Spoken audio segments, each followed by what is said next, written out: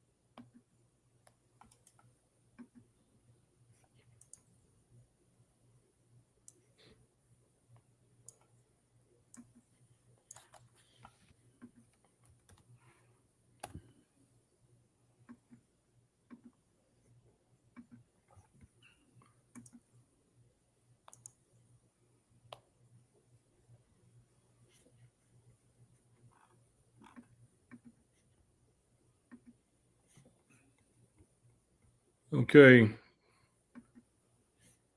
We good? good.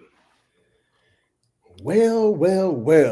Welcome to the Soul of a Man podcast. It's your boy DB. I'm here with my podcast partner Chill. We got our boy on with us tonight, DJ Mark Harris, Wilmark. Um, Guys, before we get started, first of all, anybody who's on the live, we want to welcome you guys. Thank you for joining us. Also, this will be recorded and uploaded at a later date, probably tomorrow sometime.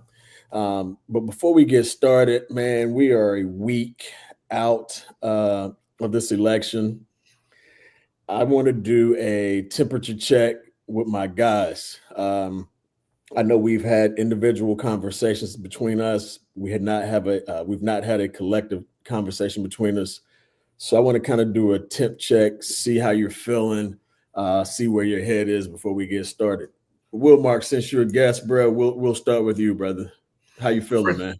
I can't complain. Thank y'all for thinking enough of me to invite me in on this special live episode. And how am I feeling based on the being 1 week out from the election? I will tell you that I am excited. I am excited because I'm waiting for the deportation to start.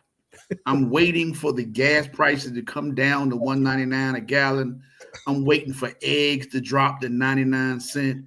I'm excited. I'm waiting for it to happen. Promises made, promises kept. Let's get it popping. All right. Chill. How you feeling, brother? How am I feeling? Coming off of the next day where there was a little shock and awe, and knowing that it was a possibility that the outcome would be what it would be. A week out, I'm feeling pretty decent. Still a bit I can't even say in shock anymore. I honestly can't say in shock anymore. Optimistic about the future because I really think I control it. We control it. What we can control of it. So it's a push to get it. It's a push to go get it because the reality is it's not going to be given to us, and it's going to be a fight to go get it. But let's get it. That's what's up. So for me, since last Tuesday, I have kind of ebbed and flowed. I think for the first, I don't know, few hours, 24 hours, let's say, I was kind of down in the dumps about things and the outcome as most people who look like me were. Yeah. But then that Wednesday, I woke up And the first thing I did was said, all right, DB, let's follow the money. I think you and I talked, Chill. I logged into my E-Trade account, my Charles Schwab account, and my Fidelity account, and said, let's see what's popping. Had some stocks that were just absolutely going through the roof, because I knew the market was going to react favorably to Donald Trump winning, and it did. Yep. So that made me feel pretty good. I think I told you I had the one stock that I purchased at $127 a share. I think today it was up to like $616. Yeah. So yeah, exactly. I'm like, let's get it. Then to see the Fed drop interest rates, I thought that was pretty interesting. Yeah. So again, was feeling pretty good about that. Then over the weekend, Sunday, I made a Costco run. And I started walking around Costco and I started looking at people who didn't look like me. And then I got in my feelings real bad. And I do mean real bad. I won't share the things that were basically going through my mind as I'm looking at, I would just say non-Black people, because they weren't all white. There was some other races as well. And who I know made up the majority of the people who voted for this other cat. So with that said, I'm good today. Again, I'm following the money. I do believe that there's going to be some positives that come out of this as it relates to us.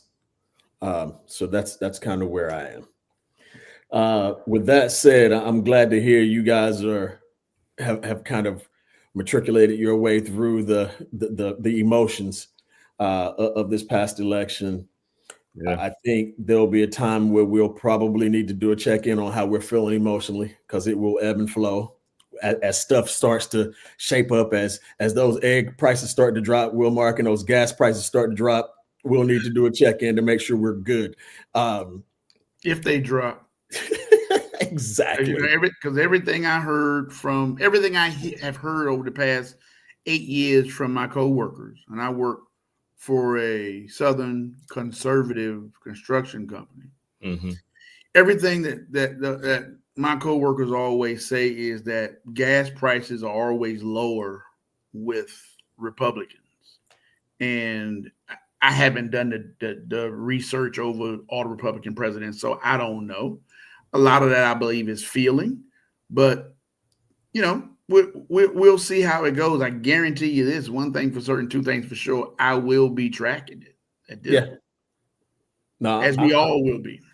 I'm with you, and we'll get to where we think food prices are going to go a little later in the show, and as a result of why we think they're going to go where they're going to go, assuming a certain action takes place that you've already mentioned. But we'll certainly dive into that later. I guess, guys, my first question to us is, what do we think went wrong as it relates to Kamala, Vice President Harris, not winning this thing? Yeah, anybody can take this. Let me jump in since I'm the newbie in the group for tonight. To be honest, I think it went wrong for her based on the situation. She was involved in an incumbent situation. People didn't like Joe Biden. They were frustrated with where the country was for 4 years, and the country wanted change. She was seen as just an extension of Joe Biden. It didn't help that when she was on The View and was asked a softball question, which still was, to me, was a setup question, what would she change?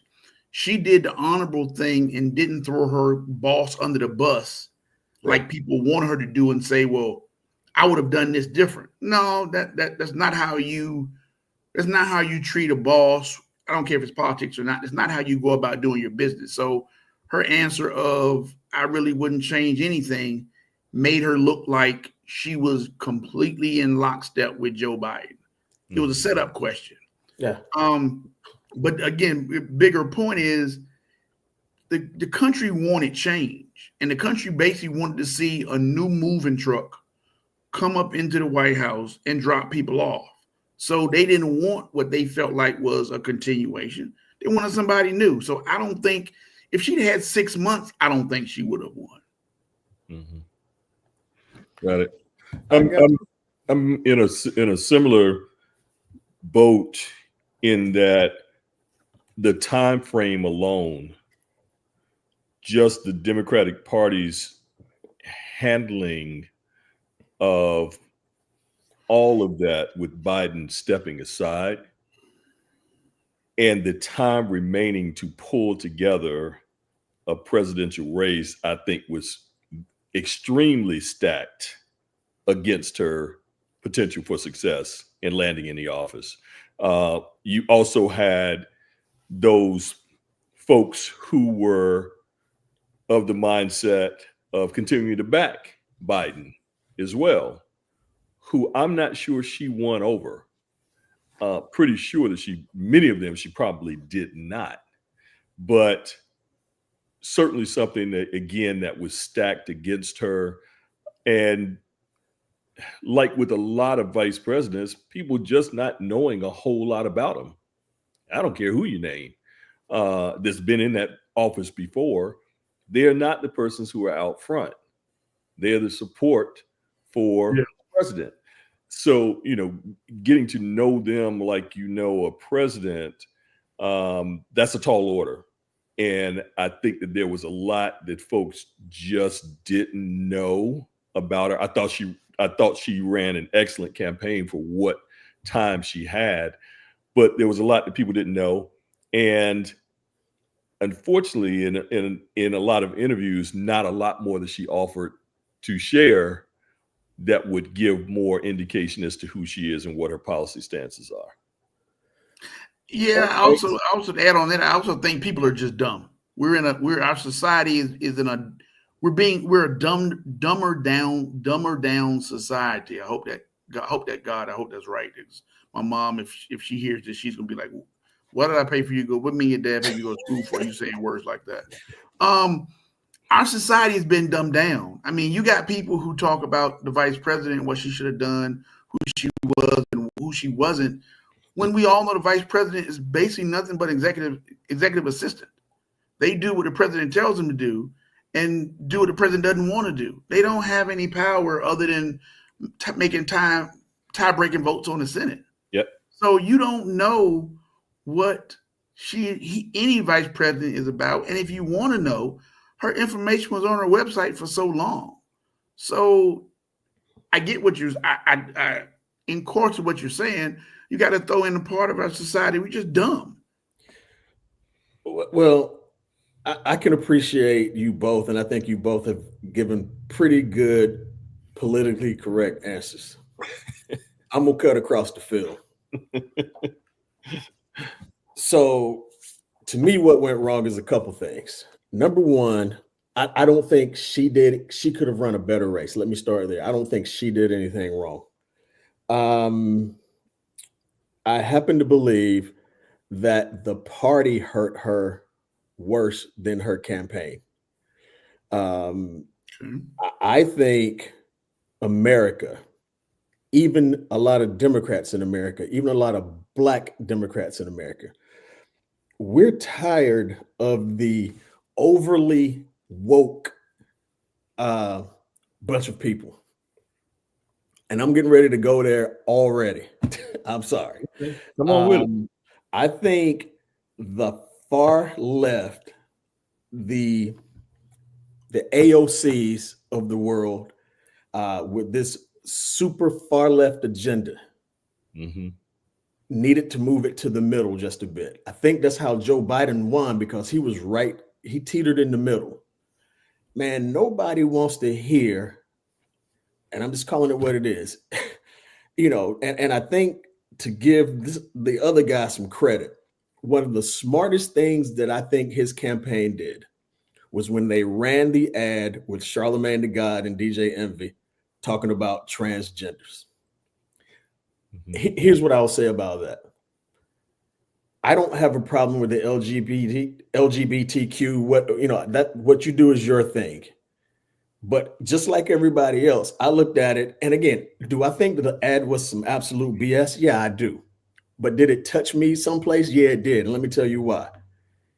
When I look at my spending and I look at my taxes, if you tell me that my tax dollars are going to some cat in jail to get a sex change, as a liberal man, I have a problem with it. Liberal black man, I have a problem with that. Now, did I believe that was all the way true? Because you can tell they kind of, as they say in Houston, they chopped and screwed that video segment. They chopped it up like Jazzy Jeff. And I ain't foolish. I know that. Right. So if you take a cat that's, as in Wilmark's words, that's dumb, Mm-hmm. they're going to buy everything that ad said.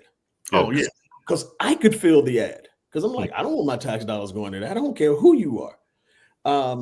And so I think you had that.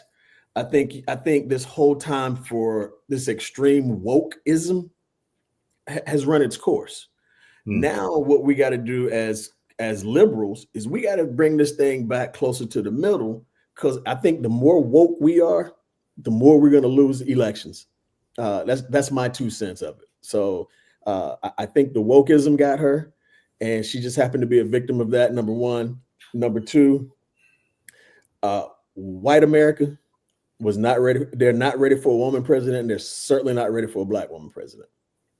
Believe that. I can't disagree with you. And even some of I don't necessarily believe in the exit poll data, but when you look at places like PBS and other people who do charting, the numbers show that. I mean, Trump won the rural vote. Trump won the white vote, male and female. Yep. Trump won people from 45 to 64 by a small margin, but he won that. He also won Latinos. And, Latinos are very male-dominated society. They probably would never vote for a female unless they're in Mexico and don't have a choice. Right. Trump also won with folks who have a high school diploma, and as they say, some college. Mm-hmm. So he won all those areas. So you're going to end up taking a loss when the orange dude wins that many groups of people. Right. No, I think you're absolutely right, which kind of so we know how the numbers shook out per demographic, right? There's a couple things that I have big problems with, and I'm probably going to be on one. Y'all asked me how I was earlier. I don't know how I'll be by the time this gets up. We get off of this. I'm just you asked us, so now you just giving an honest part about how you are. I guess you got a point there. I guess you got a point. When you look at this thing by the numbers, and we'll start with the Latinos, and I think you know that, Wilmark, that Latino males, it is a very male dominant culture. Yes, it is. They, the machismo or whatever you want to call it. So they didn't vote for the woman. Mm-hmm. My thought is, did you not?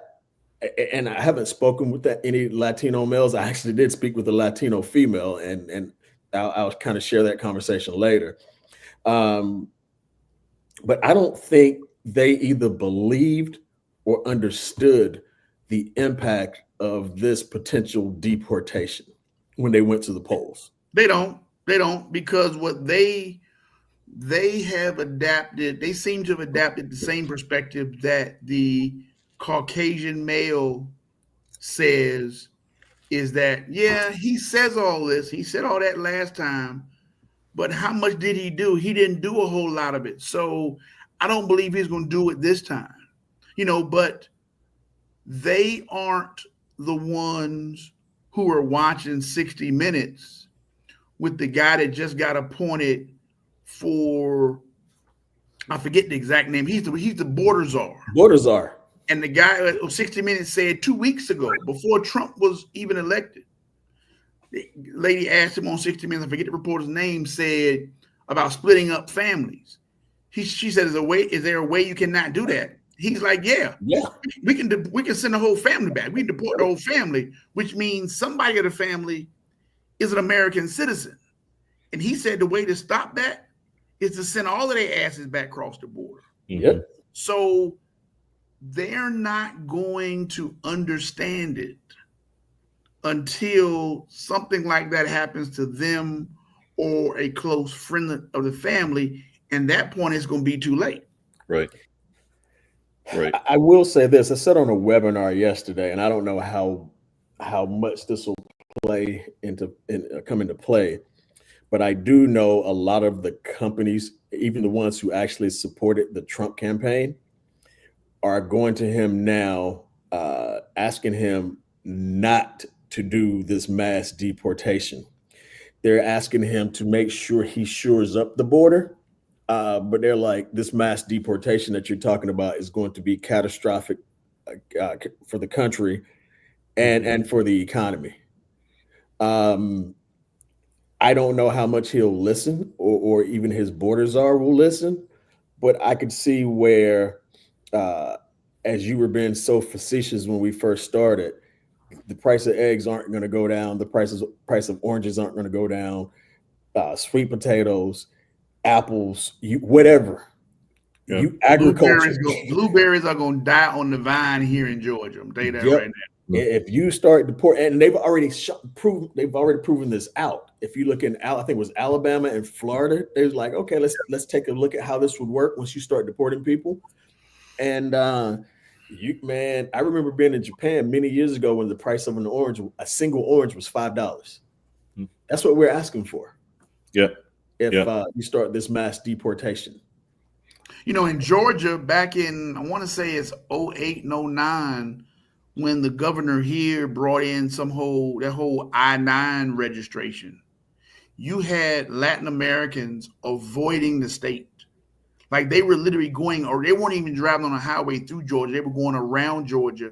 And the farmers who were originally protesting, they literally had a cavalcade to the governor's mansion and begged him to change it because you started having literally peaches and blueberries and things dying on the vine, and there was nobody to pick them because the people who do that type work, I say that, they weren't coming to Georgia because they were afraid to get locked up.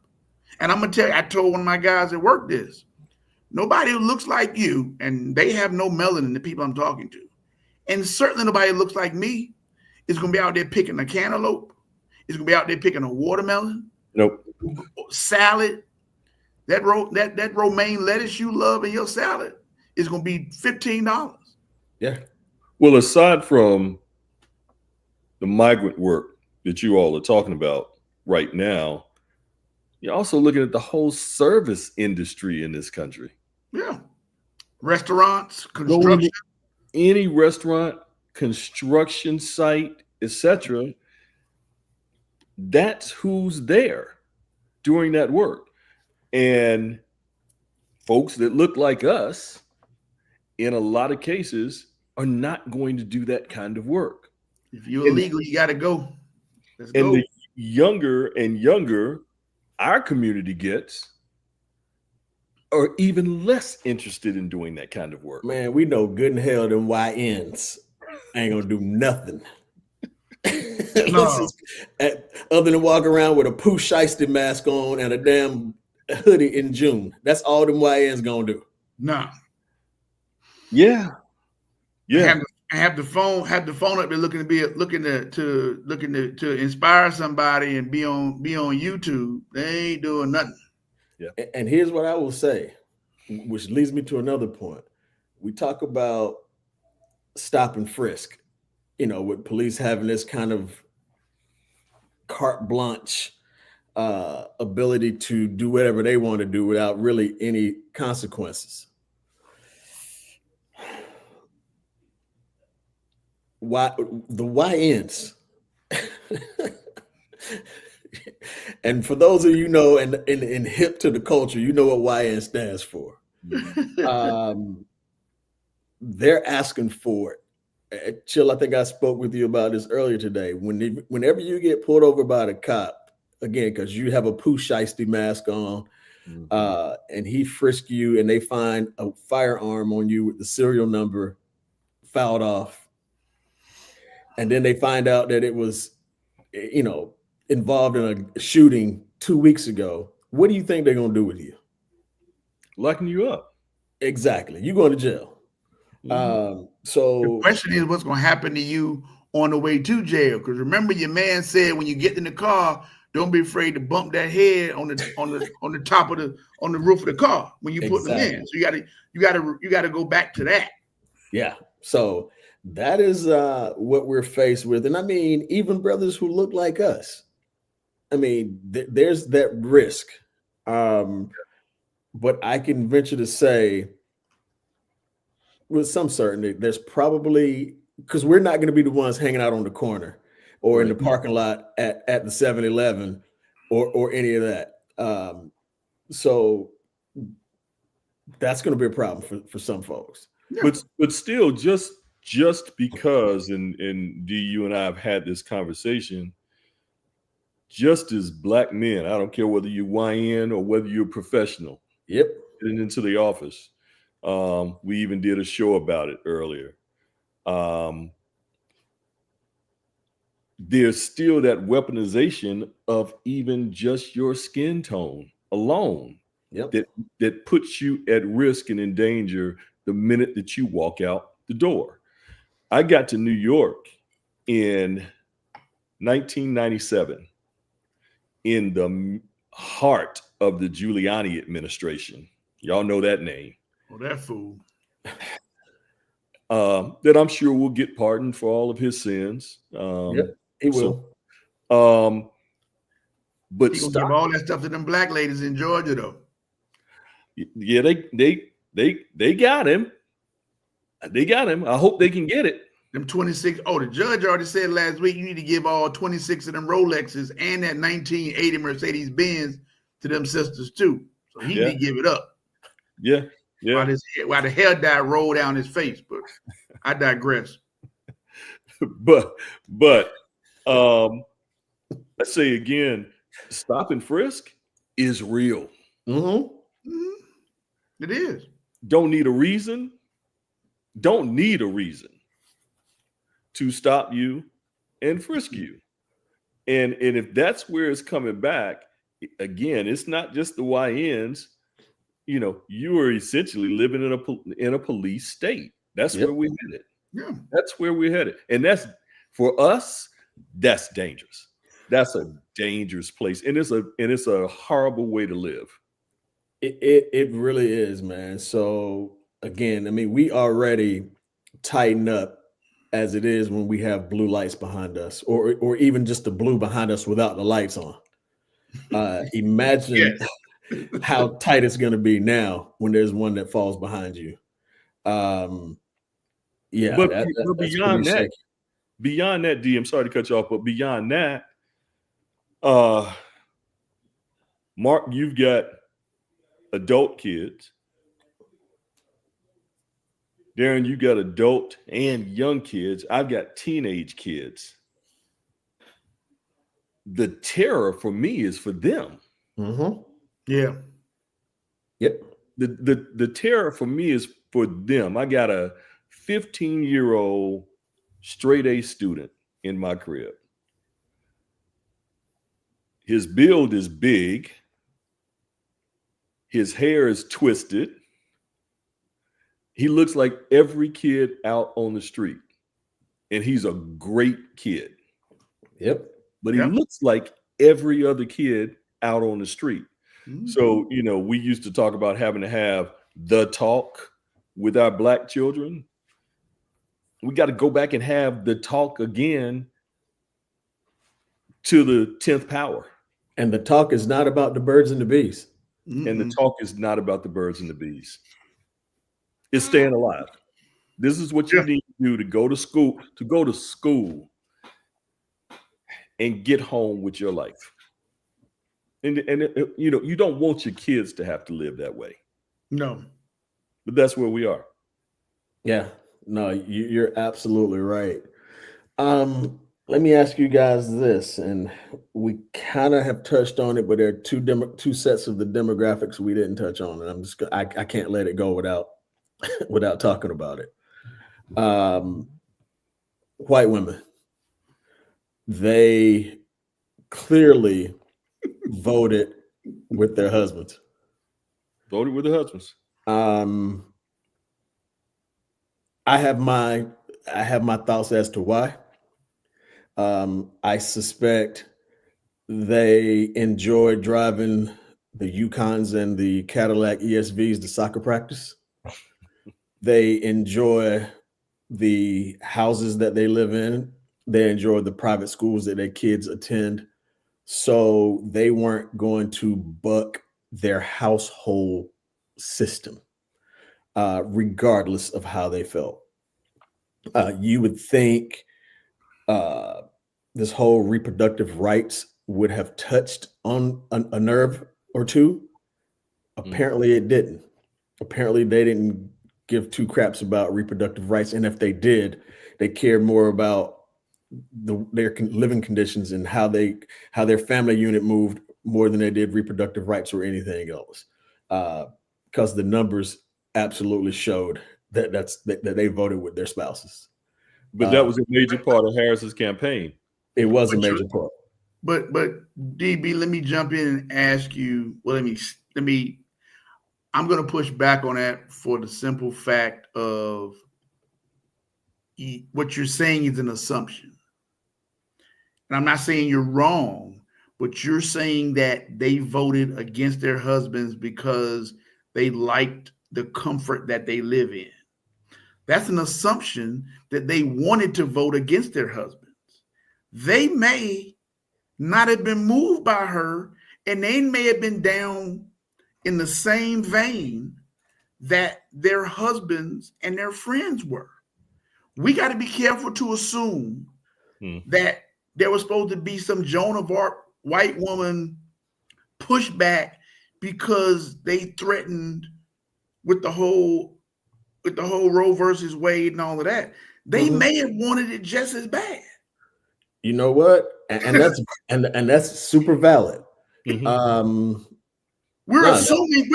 think we're literally hoping that white women just succumb to their husbands for the comfort of their lifestyle. They may have been like, I'm not voting for a chick either. And they're not worried about if they need or one of their daughters needs an abortion later on, because Becky, they don't think Becky's going to be with Raheem as the captain of the football team and the basketball team. They don't think that's going to happen. So you know what? Since my daughter isn't going to be in that situation, I don't need to worry about that. So it doesn't affect me until it does. You know. Yeah. Valid point. So, you're just saying you got to be careful in saying that they, like the commercial that they made that said you can go in a voting booth and vote and then come out and lie to him. Yeah. They may not have had to lie to him because they didn't want her ass in there anyway. That's legit, bro. Yeah, real legit. Which is crazy, because if you think about the majority of the DEI, quote unquote DEI hires and everything involved with DEI, they benefited from it more than anybody. And look, I don't know the stats, and you're probably right. But I think one thing that we as a different level of thinkers have to bring into our consciousness is they may not know that they benefited more than anybody else. DEI is seen by this world as benefiting Black people and people of color. It's the same way they think about welfare, is that we all know there are more white people. The stats say there are more white people on welfare than Black people. Yep. But that's not the understanding that the majority of people have. We are three dudes that have undergraduate degrees. I know on looking at the screen, DB, I don't know about you, but I know the one in the top left has an advanced degree. Mm-hmm. You may have a master's or something else, but we are on a different level than the average, even though we consider ourselves average. Mm-hmm. We follow what's going on in politics. We know the stats. We do research. A lot of these folks don't. And kind of going to your point earlier, that's where I think that the party may have also lost, is because we're nowhere, none of us are elitists, but compared to the other folks, we're typically probably on a different level of thinking, researching jobs, what we do. And his message was for the common man. Look, were you better off 4 years ago than you were? Now, 4 years ago, we were in COVID. So yeah, if you're not at a funeral, you're not suffering with COVID, you're working, you're alive, you got a house, you got water, you got everything, by default, you're better than you were 4 years ago. So what are you going to do? You want to go back to that, or do you want to do something else? Mm-hmm. And if you look at it linearly, people are like, yeah, 4 years ago, I wasn't as good as I wasn't good. So they're going to go back to that change.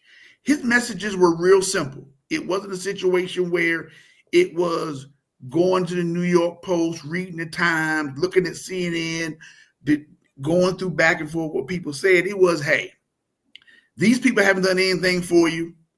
I'm the savior. He didn't need any facts. He didn't need any proof. And people were like, you know what? What I have to lose? I'm going to try something different. I know it feels like we as Black folks said that. And probably Latin Americans did too. And that's where I'm going to go next. Again, Latinos have historically voted Republican, especially those in South Florida. Especially Cubans, because they think they're better than the other Latinos. They think they're white. Yes. I'm just going to call it what it is. Yeah, they do. They think they're white. So it almost slipped. My people, my cousins, instead of running to Miami every year, twice a year, remember this: you're spending money with folks who don't like you and don't want to have anything to do with you, but they'll take your money.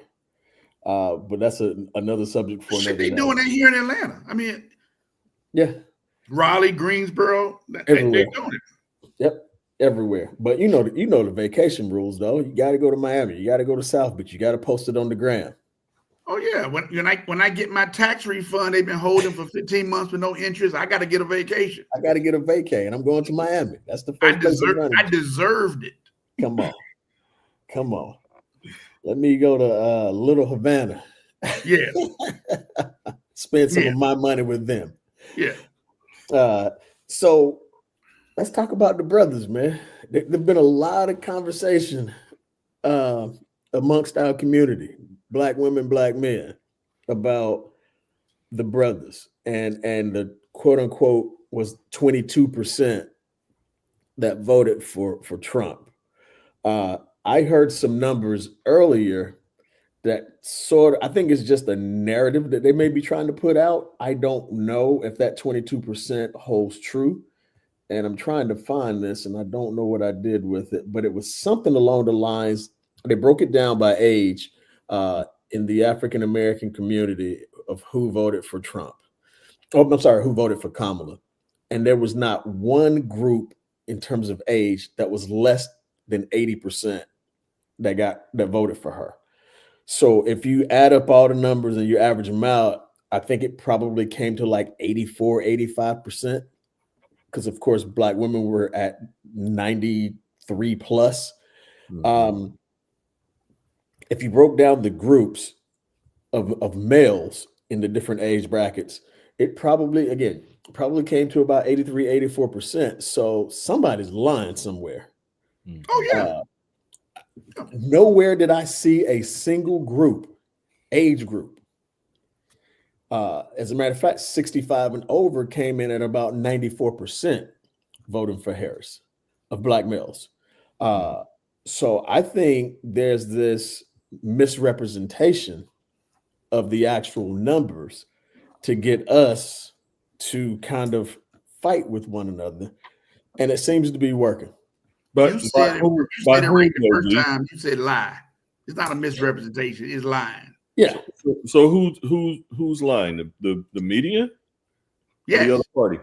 both of them, and both of them. And the reason why I've seen between NPR and I want to say I forget the other institution I read, but black men from the numbers I've seen in two different places, black men only 1% more voted for Trump than they did than 4 years ago. I mean, yeah. So if it was 22%, it was 21% 4 years ago. Yeah. Well, I got the numbers here. I found it. Here you are. So black men between ages 18 and 29, 84% voted for Harris, 15% voted for Trump. Black men between ages of 30 and 44, 82% voted for Harris, 15% voted for Trump. Black men between 45 and 64, 85% voted for Harris, 15% voted for Trump. And black men between 65 and up, 93% voted for Harris, 5% voted for Trump. So in the world that I come from, the math that I come from, if I add those up and average them together, it is not 78%. No. Mm-hmm. No.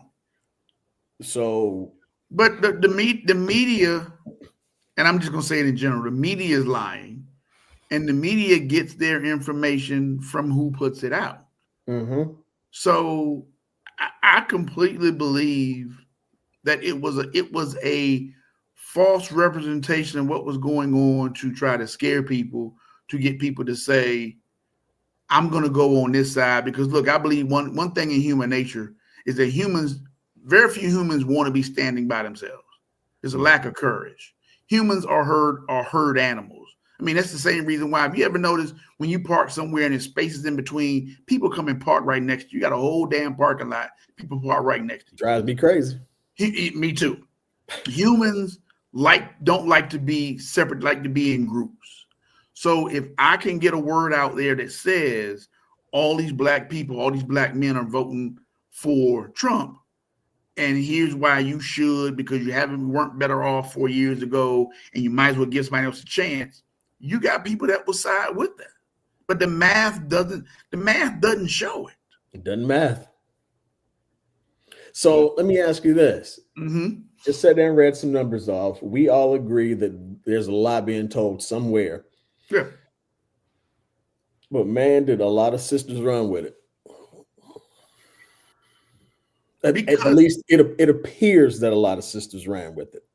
Well, back up a second, D, because even before tackling the sisters, there's that percentage in there that voted for him. So there's a percentage that went with the lie. There were some who had their opinions and they were going to vote that way anyway. But there were some in that number that were influenced as well. You go back to the beginning of the race with Kamala herself. You know, there was this whole stigma of all of the brothers that she had imprisoned when she was which was a lie. Which was a lie. Which we found out was a lie. Now, you just talked a second ago about all of us being well educated, very well educated. I went back to school again and got some additional education. And when I read those statements on the surface, I was like, oh man, I got to look into her a little bit. I've got to look into her a little bit. What was she doing imprisoning all these brothers? But you can read. I can. And comprehend. Reading and comprehension. In fact, I can. My initial gut reaction was, damn, it's kind of jacked up. Until I delved deeper and found that wasn't actually the case. But so many people took that and ran hard with it. You know what my initial reaction was? What did those brothers do to go in front of her for her to possibly lock them up?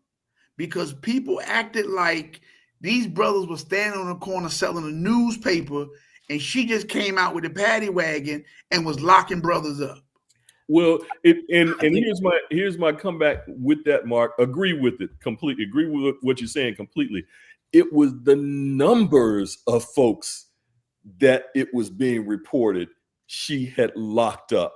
And literally the first thing that I saw on social media somewhere was hundreds, plural, of thousands. You know why that is? First of all, there ain't hundreds of thousands of black folks.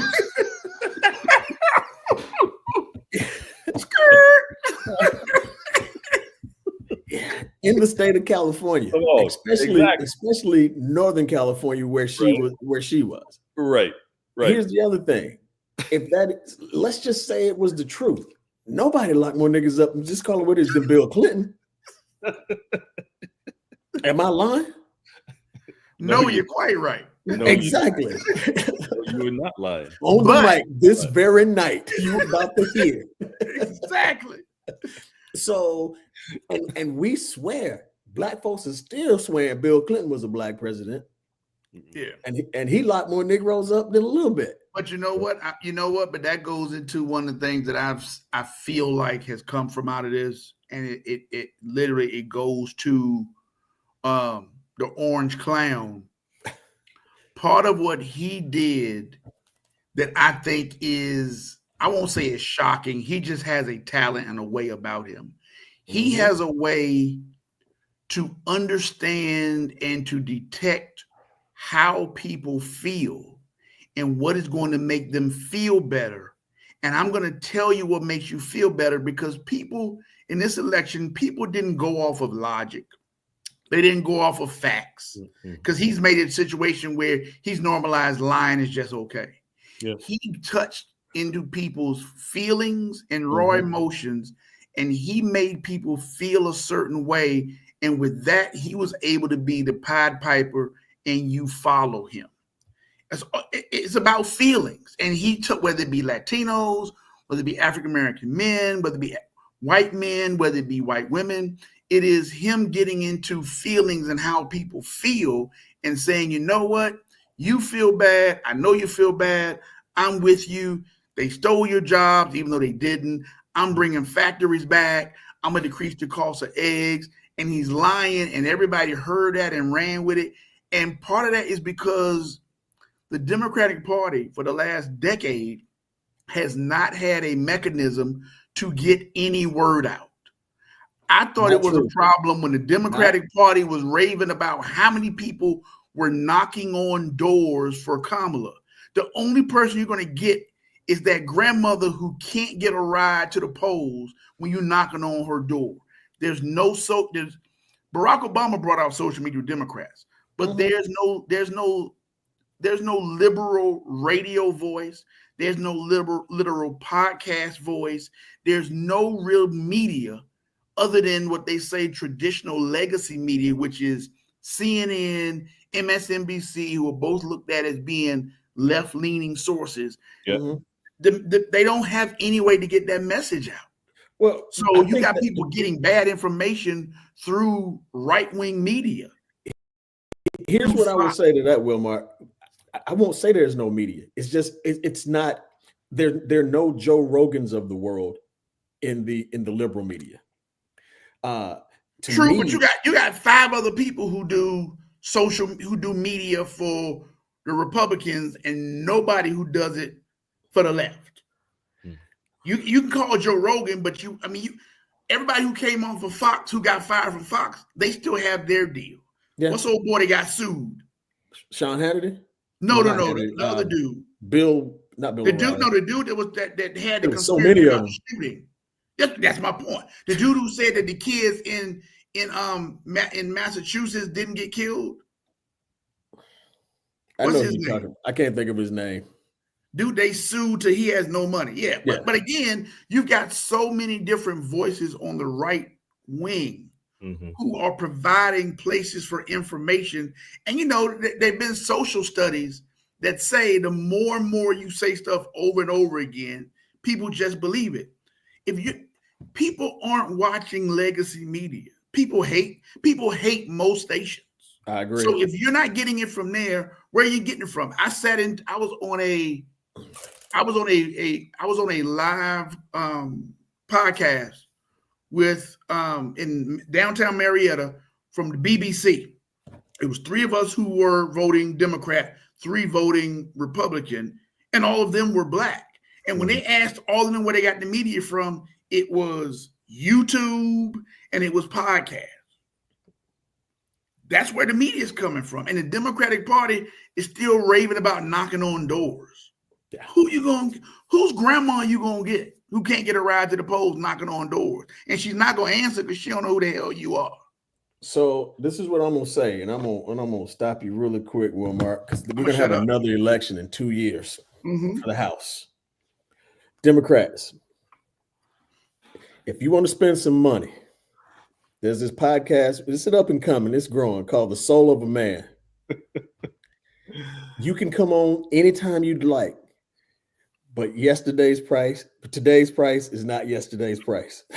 So just know that. If you need an outlet, we may not reach tens of millions of people, but that's okay too. We're gonna reach people because you're right. We need outlets, and they have a lot of them, and a lot of well-known ones. So yeah, they had them beat. Because again, door knocking, you might as well send messages out via carrier pigeon. Yeah. That's like Jehovah's Witness walk around looking for you. Nobody's going to answer the door. Exactly. So Mark, is Roland not an outlet? Is Roland Martin? Mm-hmm. I would say technically yes, but I would say no, and here's why. We typically have a history of not supporting our own. Okay, stop right there. Put a pin in that right there. Put a pin in that comment you just made right there. Mm-hmm. So why the hell would anybody else venture to try and start up a platform that would give voice to the right at all if we are not even going to support it? Well, I think and Roland's been screaming that for years. Well, as a lack of corporate support. Well, yeah, but I will also think that you've got to look at, unfortunately, who Roland Martin is, and I don't know Roland Martin, but I like Roland Martin. But a lot of us don't like Roland Martin. Okay, Roland Martin. He need to wait. He need to raise his hand too because he don't like Roland either. He ain't put his hand up. He's sitting on his hands because he's trying to hold him down. But he don't like Roland Martin either. Who are you talking about? I'm talking about you. Don't act like the other person is not answering on the phone. I'm talking. DB raised his hand. You sitting on your hands, but you don't like Roland Martin either. Since we want to keep it 100. Roland Martin has rubbed some of us the wrong way. Mm-hmm. Roland Martin also has been on multiple outlets until he started his own. Look, the brother's hustling. I have nothing against him. I also know that we typically aren't one that support our own from a standpoint of you choose to do a newscast. And look, he's doing what he's supposed to do and ask for money. I just have a fundamental problem, whether it be a DJ or whether it be somebody on news showing me with a Venmo sticker or a Cash App joint, but you do what you got to do. I'm not mad at him. We are a people who we look at something like legacy media and we'll run with it. To answer your question, Hump, I think that the reason why you do it is you start and you try to make a difference. And you've got to try to do it one at a time. I mean, DB and I had this conversation separate. When you talked about in 2 years, I think one thing that we as people of color got to stop doing is we got to stop only showing up every 4 years when the shiny object comes out. Absolutely. The thing that we don't pay attention to is, and we do different than the non-melanemic people without melanin. We don't go to our local stuff. Mm-hmm. I got people now, every time I get ready to delete Nextdoor, I realize I can't delete it because I got folks in my community talking about all of the issues they have with everything around in the city of Marietta. They are on next door literally every day, bugging the shit out of me about something else.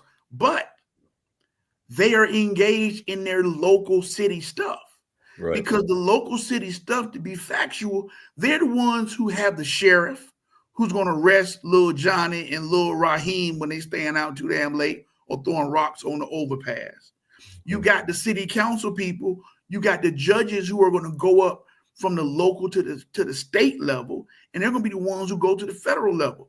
We don't get involved in that. Hell, we're mad when they put a Dollar Tree in our neighborhood, but they put the yellow sign on the side of the road for 2 months, and you never gave a damn and went to the meeting. So don't be mad when the Dollar Tree's built in your neighborhood and you didn't care about it. We got to stop getting involved in the shiny stuff and get involved in the stuff that's closer to home. And with that, I believe we can start something to go somewhere. It's interesting you should say that, man, because it leads me to my next point. And I need to correct something. I said that the far left hurt comma. I meant the far right. Yeah. That's understood. Because I still believe that. I just had to correct myself on that. But Wilmark, you bring a good point up, man. So last, and we'll go through these and kind of wrap up. We all have vented and expressed our frustrations. I see people doing it on social media to this day, and I'm like, it's time to stop waking up every morning being on social media. When I say being, I'm not talking about BEING. I'm talking about BITCHING. Yeah. On social media. Yeah. Every day. It's time to do something. Yep. So where do we go from here, guys? I think the first thing we all talked about was, as people of color, and Jill, I think you both have heard me say this, in every election, in every natural disaster, in every war, in every market crash or whatever, somebody got rich. So my thing is, and I think I mentioned it earlier, when I woke up Wednesday morning, I started following the money. To me, that is the first thing we, as, again, you guys can certainly disagree, as people of color need to do, is we need to follow the money and understand our impact on this economy, because we have as much buying power than anybody else in this country. In the world. That's number one for me. Yeah. And we're cultural trendsetters. And cultural consumers. Cultural consumers and cultural trendsetters. What we do moves everything, whether it be music, whether it be fashion, whether it be just retail. What we do moves things. No, you're absolutely right. I think the other thing on my list was, again, it goes back to the economy. It's time to buy black. And I think this has been preached for years, way before this. If it's not registering now, I don't know when it will register with people. Friday, November the 29th, if I'm not mistaken, is Black Friday. It needs to be a real Black Friday. The pain needs to be felt at the cash registers. And we can do that. So that's another thing for me. We got to be more communal. Wilmark, chill. It could come to the point that y'all might need to make room for me and my family. I need y'all to open the doors, and I'm dead ass. Yeah. Hey, I know we got bedrooms in Marietta, so you need somewhere to stay. You can stay down here, bruh. It could come to that point, and we talked about the Latino community. That's what they do. They put 4 and 5 families in a house until one can move out and get their own house, and then the next, and then the next. They build these businesses together until everybody has a business. We're the least communal people in this country. That's got to change. If it's not now, it should have always happened. It should have happened a long time ago. But if this isn't a wake-up call, if not now, then when? My other thing is, go ahead and say it. It's time to get strapped. Oh, I'm good, bro. Every African American household in this country needs to be strapped, armed heavily. If you have kids in your house who are 12 or over, in my opinion, they need to learn how to shoot. Our counterparts, they teach their kids to shoot from age probably 6, 7, 8. They go hunting.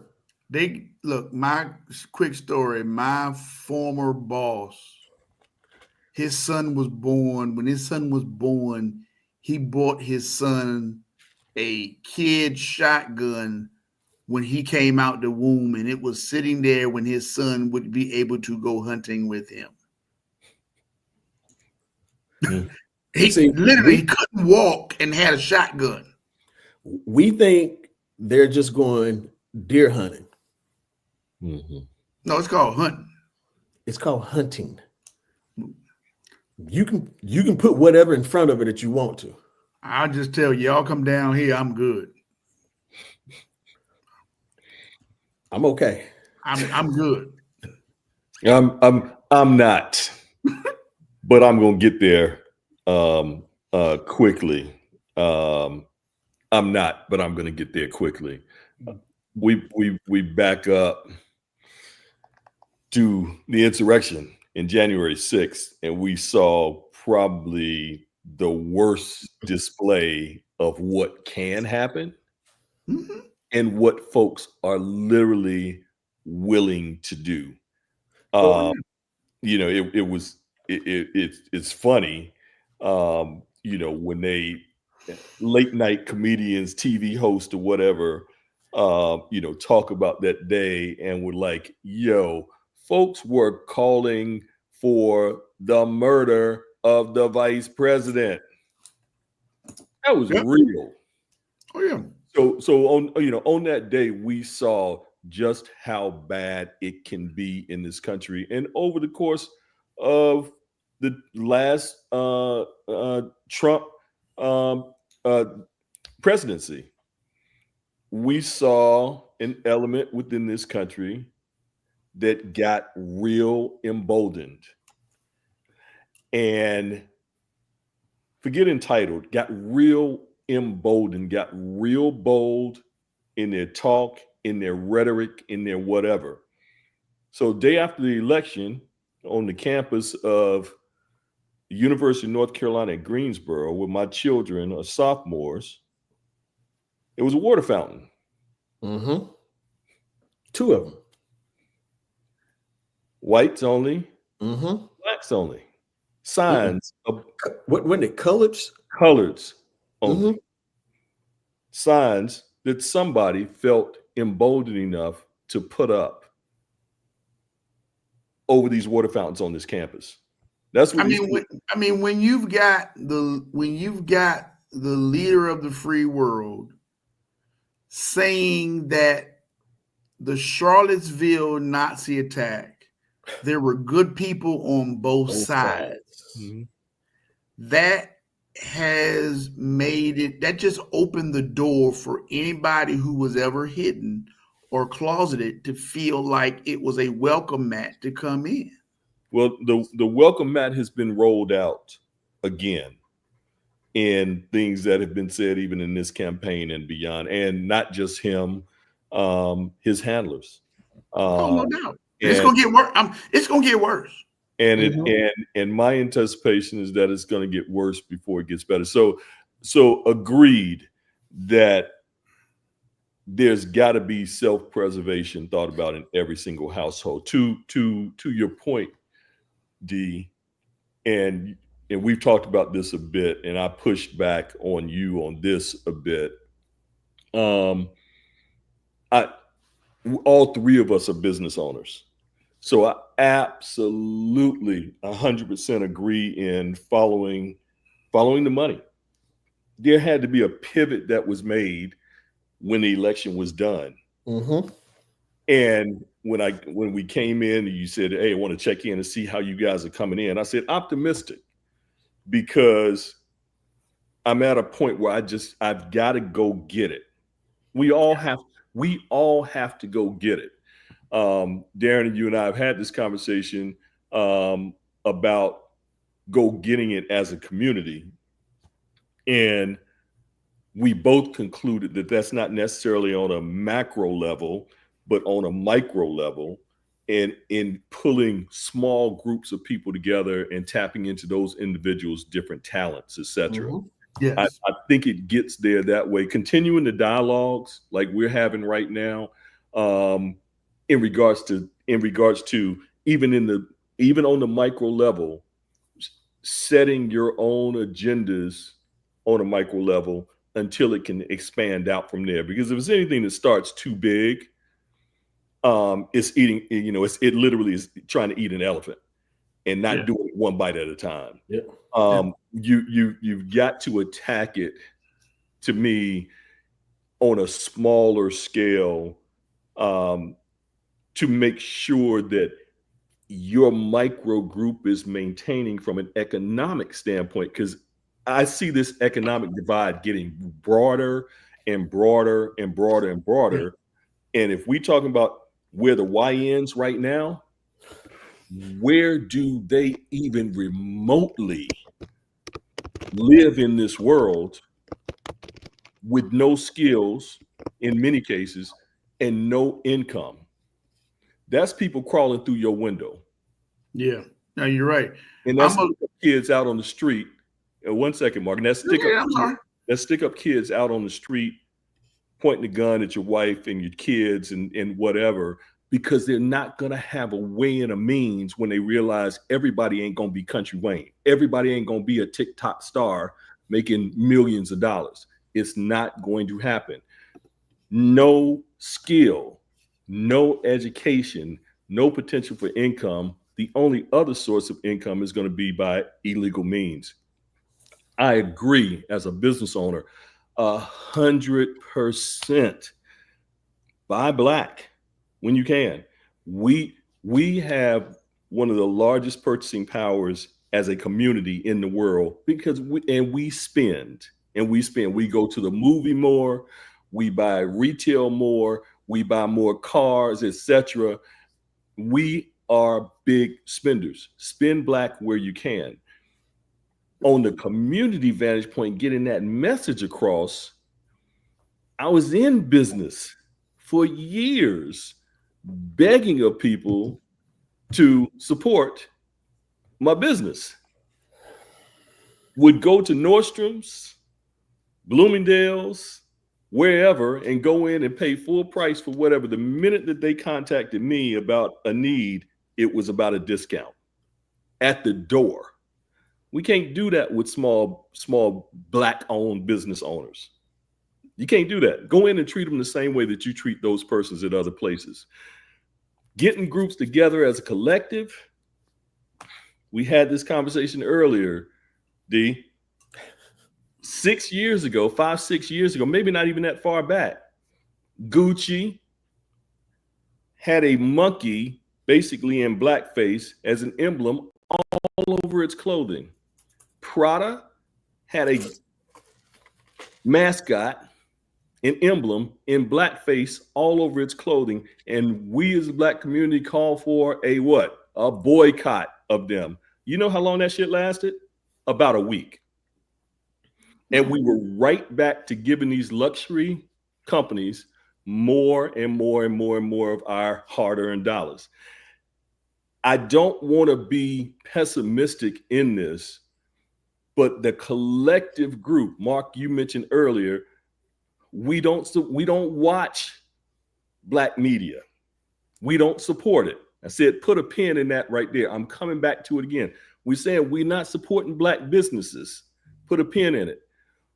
Where is this agenda gonna come from on a macro scale? I don't know.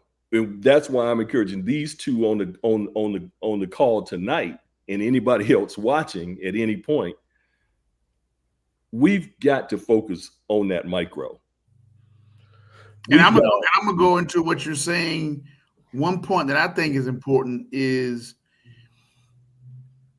if we were called to say, if it was a true question of what can I do for you, we as a community don't know what the hell we want people to do.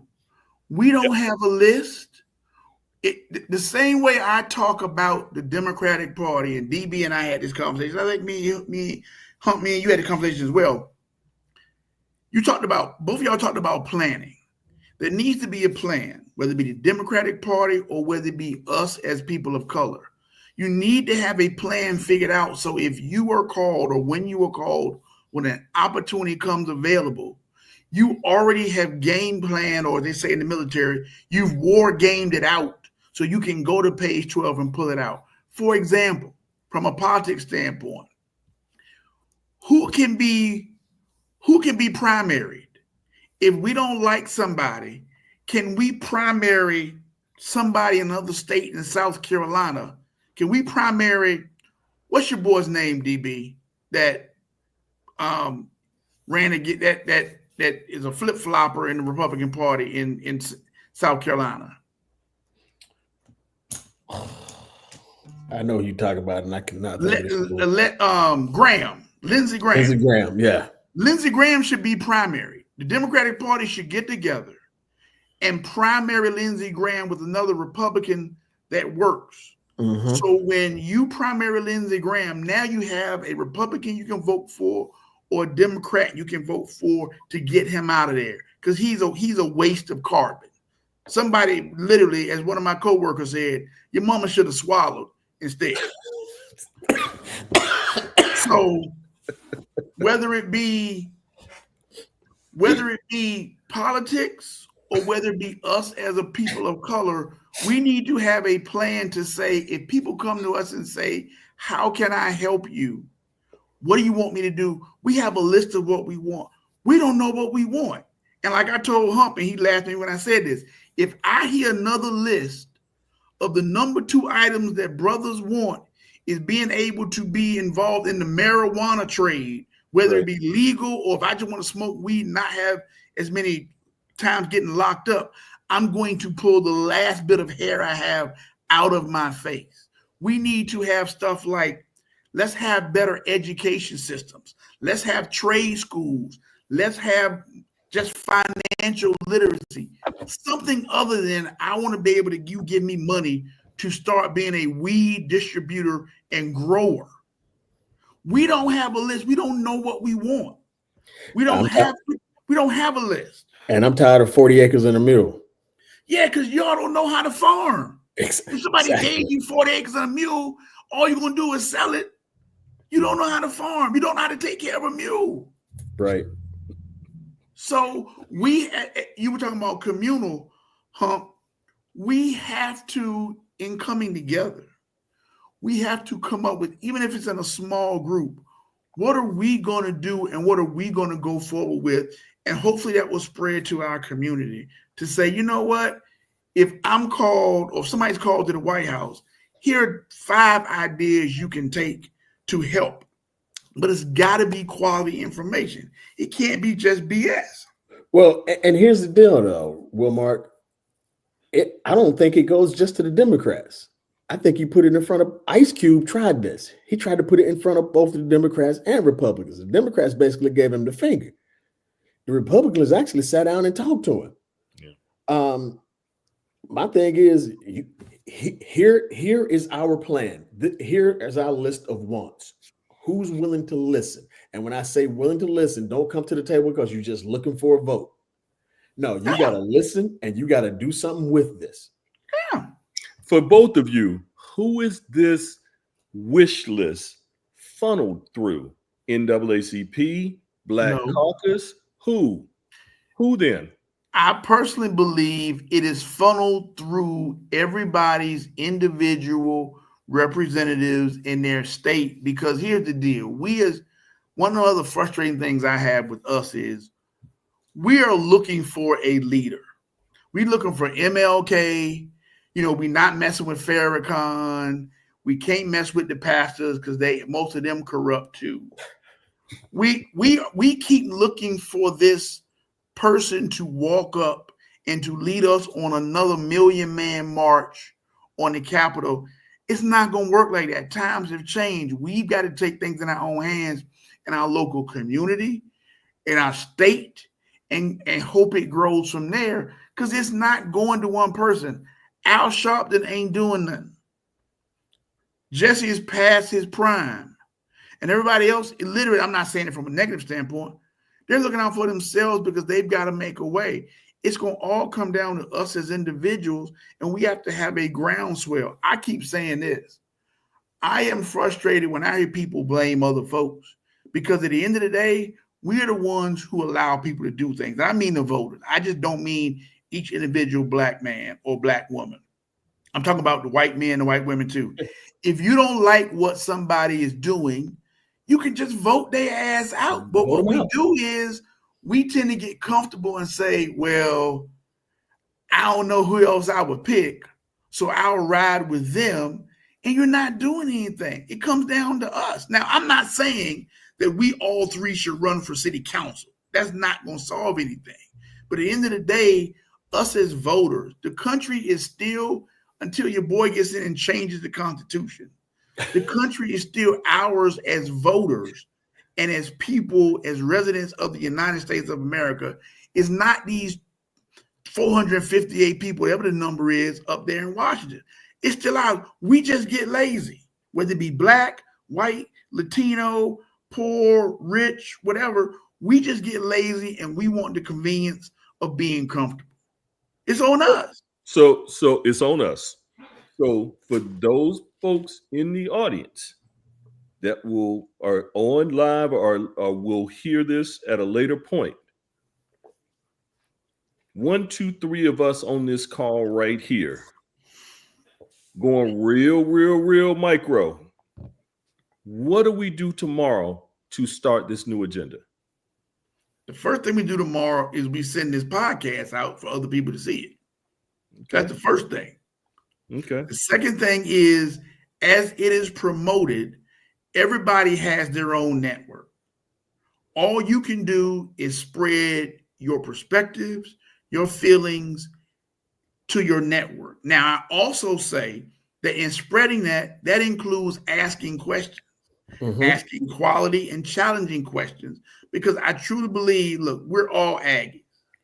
We all know how stuff can just spread, whether it be the new date for G-Ho, or whether it be who got the best T-shirt or whatever. It's not just A&T. It's not just state of North Carolina.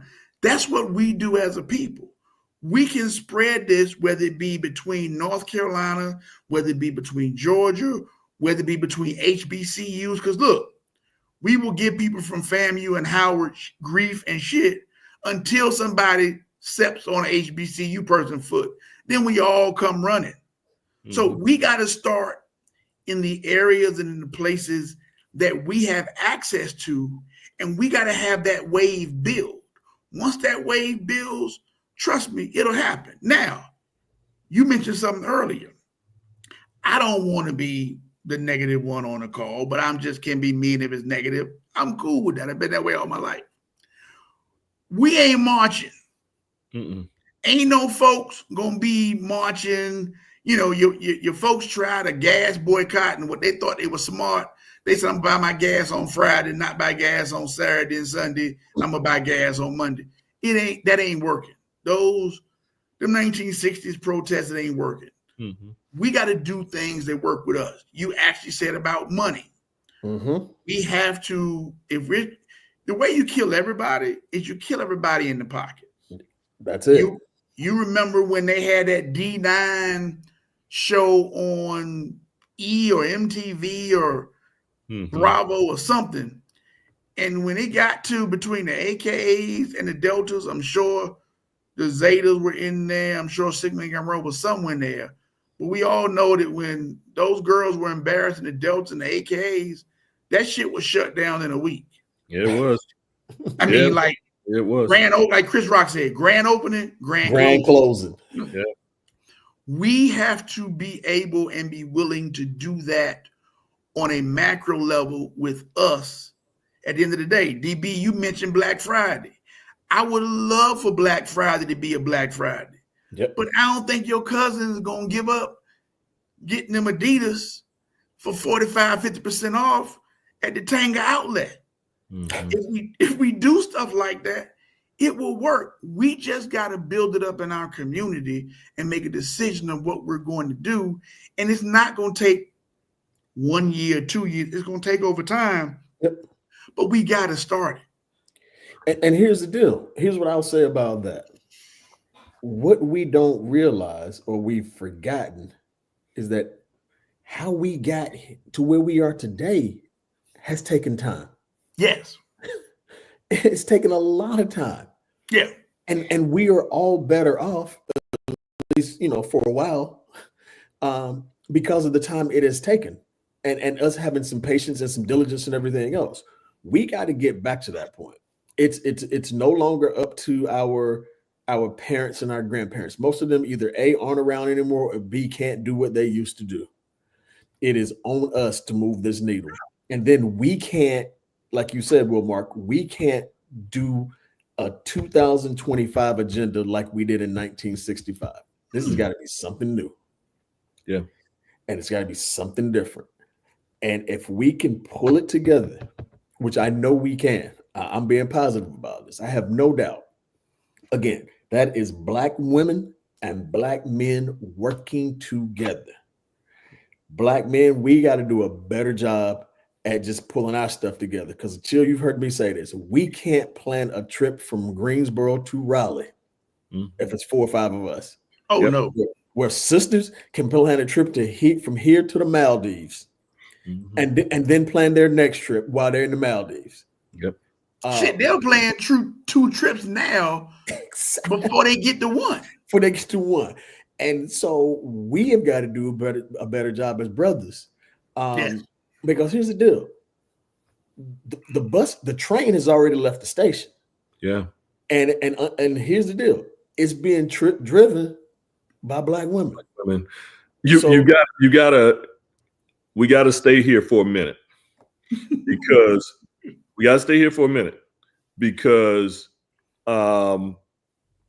we're talking about community and talking about these communal efforts and the whole nine. But within the past week post-election,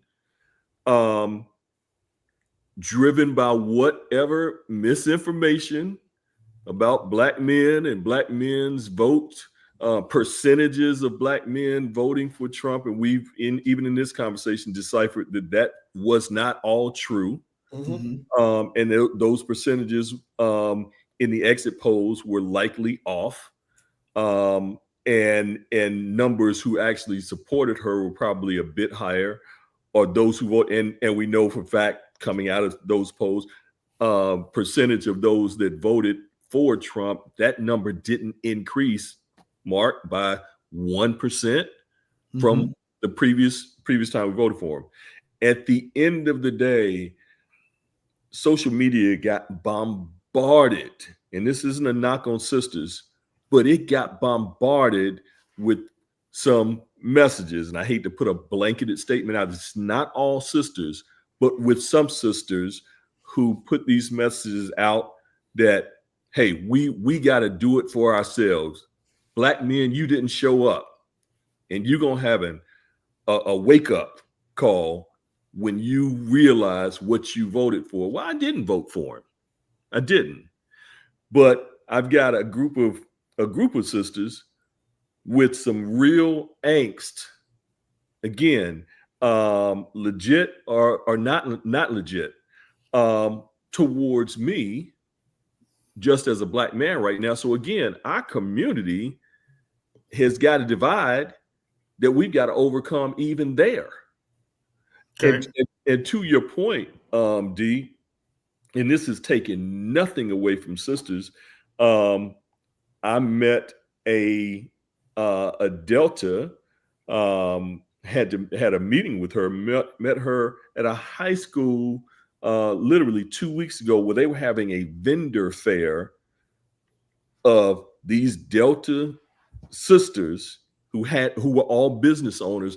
They were expecting 400 people. They doing it. They are doing it.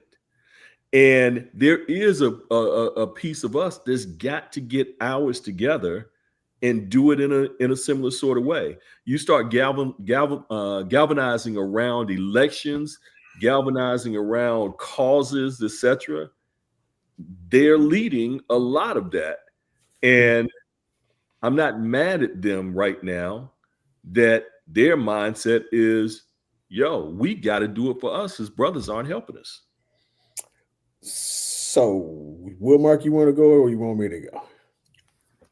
I guess my first thing to say is, I hear what you're saying. I don't disagree. But the only initial comeback I can have is brothers have to stop taking what the sisters are saying and what the sisters are doing personal.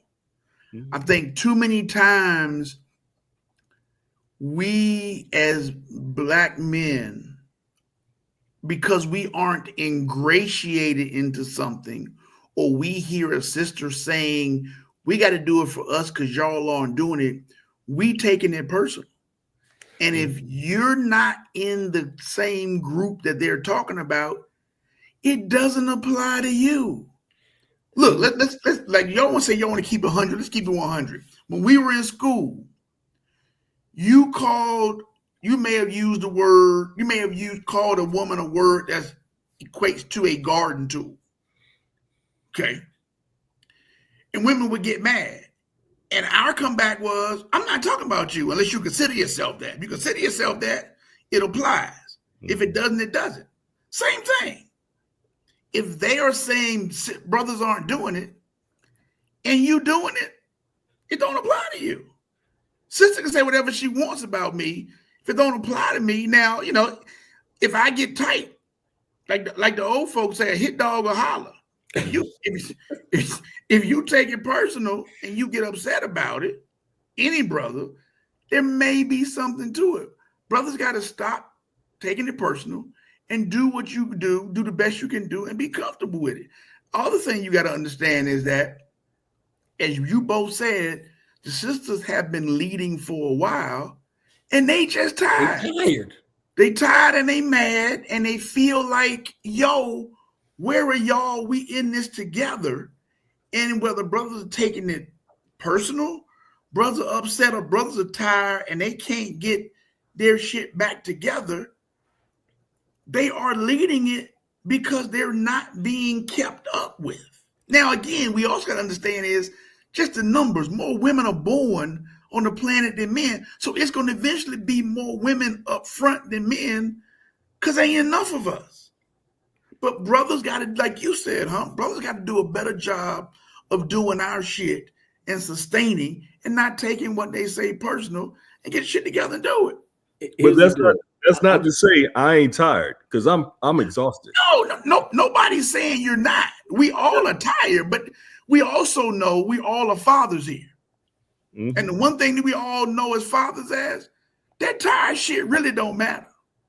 You gonna do what you got to do for your kids. And if it's a woman who you care about, who is special to you, you can be tired as hell, but you're going to do what you got to do. Why? Because that's how we were built. We were built like that from our upbringing, from our family, from our fathers, from our culture. We're going to do what we got to do. Yeah. The light-skinned brother from Canada, the artist known as Drake, had a line saying the gods have got to stop acting like broads. Well, it almost slipped again. Brothers, we got to take our emotions out of this. I mean, you got to understand something. Kamala Harris resonated with 92% of the Black women in this country. They saw themselves in her. Yes. She was their chance to finally break a ceiling, to finally be seen, to be heard, and you name it. When she didn't win, they felt like they didn't win. it's like, here we go again. So, of course, they did what they know how to do or what they do best. They rallied, they got on social, they expressed their frustrations and everything else.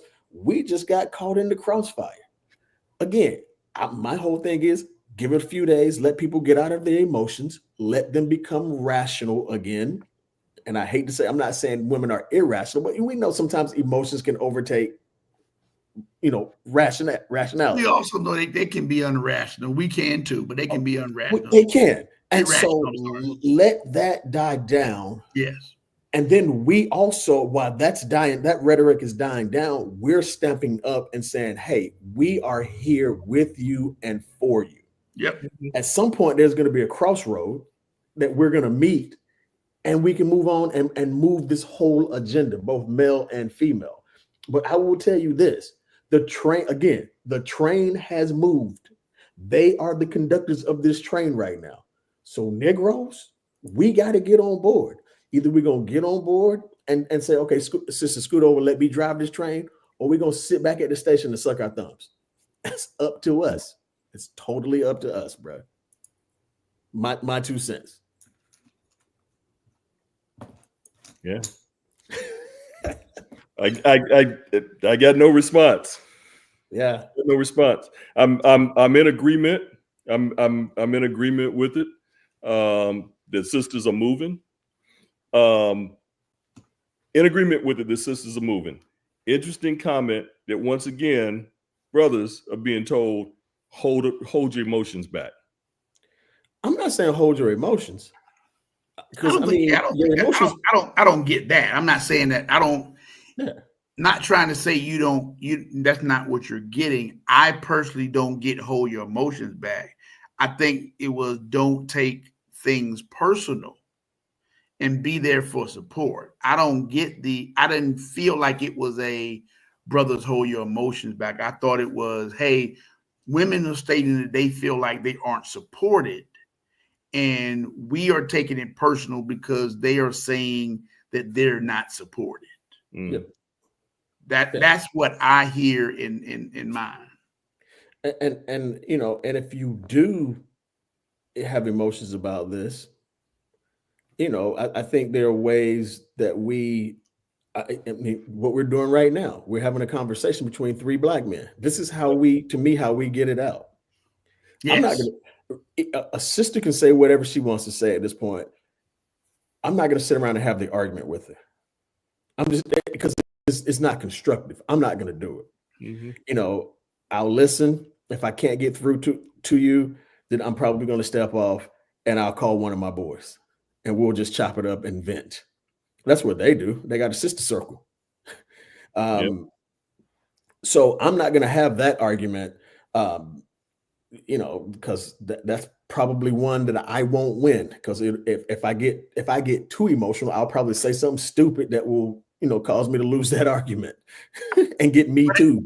But at some point, DB, we've got to do more in the line of us talking as men and being more transparent and be honest. Yeah. And then once the fever pitch dies down between us and the woman, we've got to have a conversation with the woman from a perspective of hearing from the person who's aggrieved, whether it be the man or the woman, and then responding and having a conversation, because a lot of times they don't know where we are. I mean, I can just look at my own self in my own house. Yeah. There are times where I may get upset with my better half, but I haven't told her what I am upset about or what's on my mind or what's bothering me. And just like I say about her, I can't read your mind. She can't read mine. But if I don't tell her how I feel, we can't even have an intellectual conversation to where she can, okay, yeah, I may have come off wrong, or yeah, I see what you're saying. This is how you feel. And we can talk about it. The problem is, one of the problems is in our community, us as men, we don't talk enough about honest stuff. We literally say, because we don't want to be that person who sometimes we don't want to be the copy of what the person is getting at home. So ask a lot of questions or over talking or whatever. So we get around each other. We like, Man, how you doing? I'm good. I'm good. No, you're not. Because you're not. Yep. It's a train wreck followed by a helicopter crash, followed by a plane crash. But you're not talking about it, and I'm not going to push. So we're not being that way with each other. And we damn sure not trying to copy what we may be going through at home because it's frustrating. So we as men have to get to a point of where we're being honest and transparent. And then we're taking that comfort that we've developed and we're talking to somebody else outside of our male group, our friend group, whether it be the woman that you're involved with, or hell, it could be just a female friend who can give you a female perspective that will be something different than what you're saying, and have that conversation. We got to do a better job at that. Yeah. No, that's true, brother. Guys, we've been on for an hour and almost 40 minutes. And I suspect we could probably go for another 2 hours if we needed to. Yeah, we could be Joe Rogan tonight. Yeah, we could. In 3-hour conversations he had. Man, at least y'all got content though. You got plenty of content. What I would say to kind of put a bow on this, and then everybody, I think we all get a last word and we call it a night.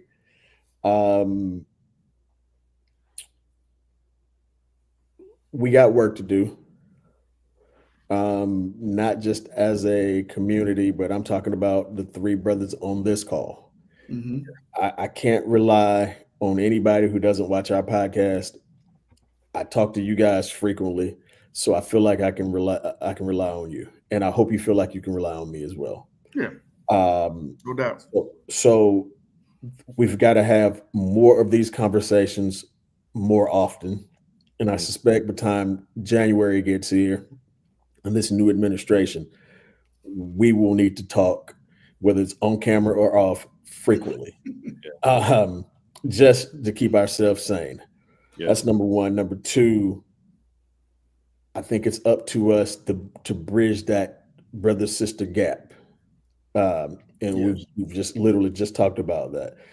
How we do it is to come on and continue these kind of conversations, extend the olive branch, invite sisters on, listen to them, agree where we agree, disagree where we disagree, but always agree that the whole objective is to move the race forward.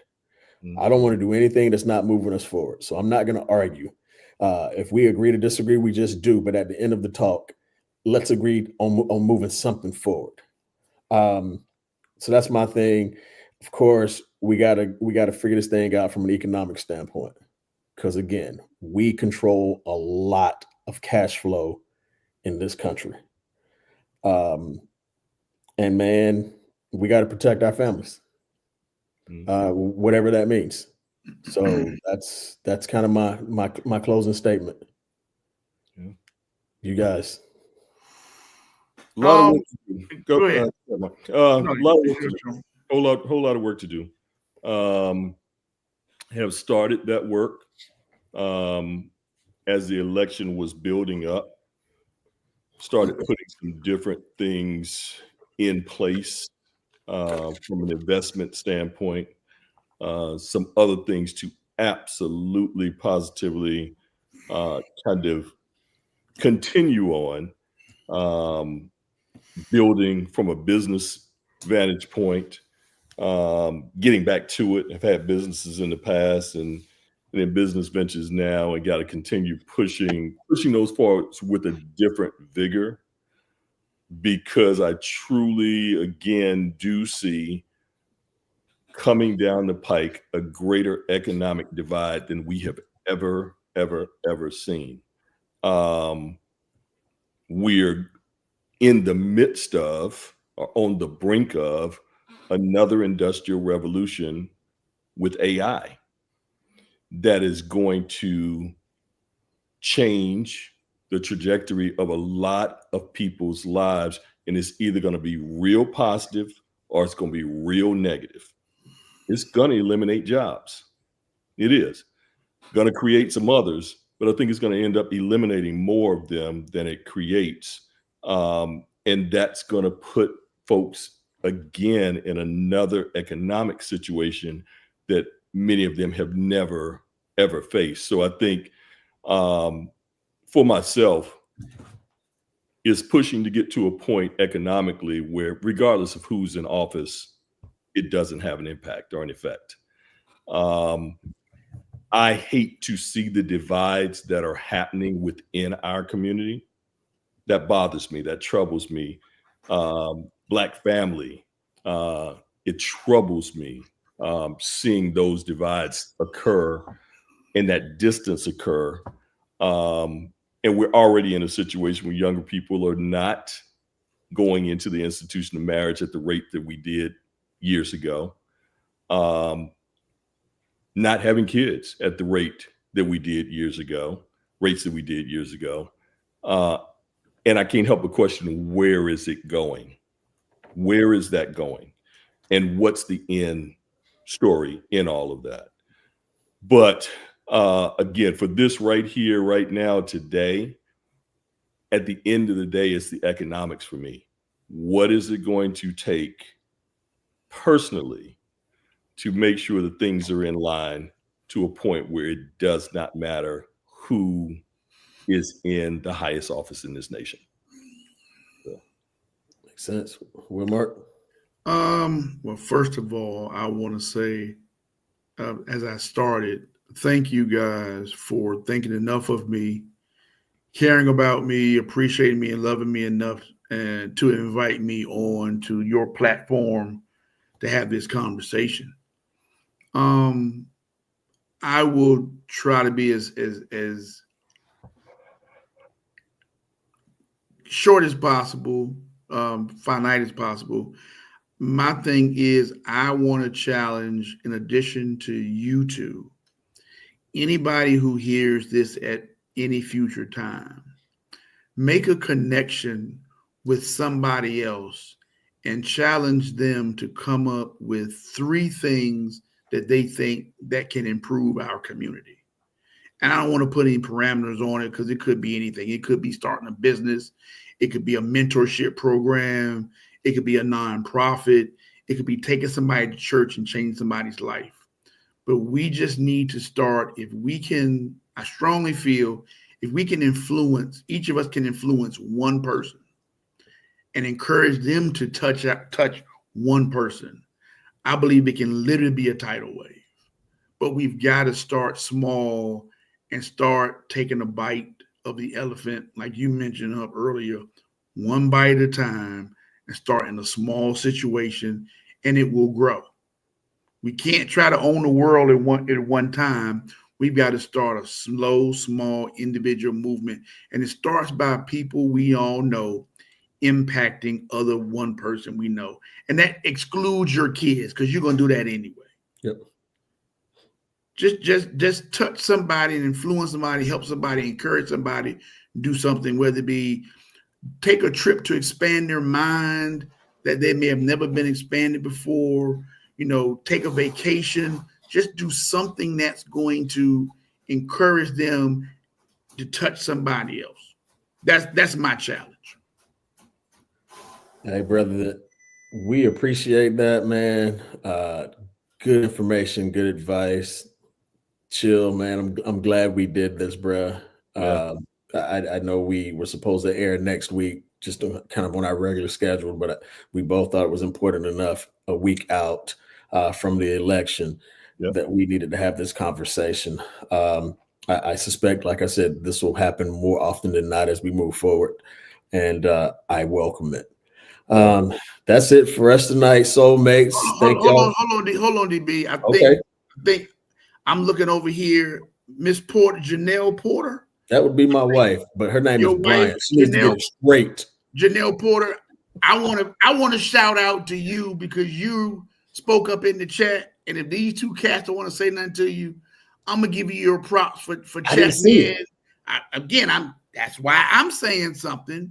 Miss Porter, Janelle Porter, appreciate you for being tuned in and saying something you enjoy.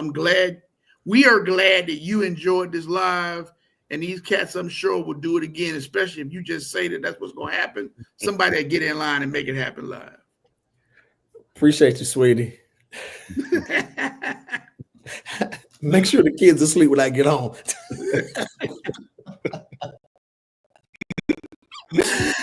Look, guys, it's been real, man. I love you, brothers. Love you, dudes. With all my heart, man. Thank you guys for joining us on the Southern Man Podcast. Until next time, peace.